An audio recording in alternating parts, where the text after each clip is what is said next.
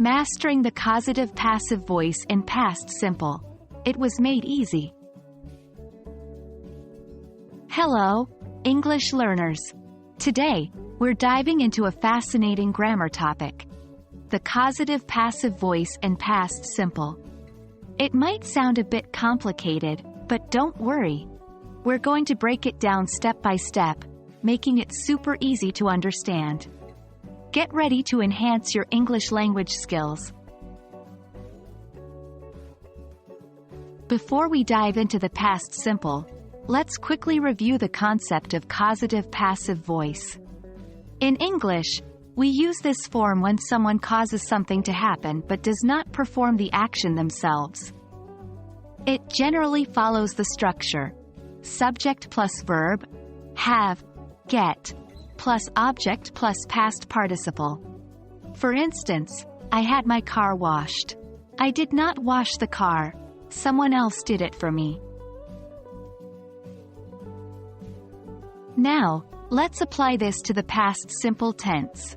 The key thing to remember is that the causative verb, have, get, needs to be in the past tense.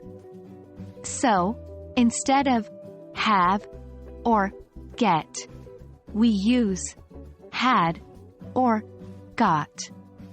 The structure becomes subject plus had, got plus object plus past participle. Here are some examples. She had her hair cut yesterday. They got their house painted last week. In both sentences, the subject caused something to happen, but did not do the action themselves. To ensure that this concept really sinks in, let's take a look at more examples. I had my shoes cleaned. We got the documents signed. Now, it's your turn. Try to form some sentences using the causative passive voice in past simple.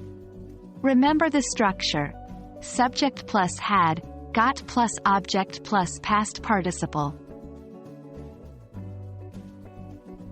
That's it for today's lesson on the causative passive voice in past simple. As you can see, it's all about understanding the structure and practicing with your own sentences. We hope this video was helpful and you're now more comfortable with this important grammar point. Keep practicing and you'll master the causative passive voice in no time. Until next time, happy learning!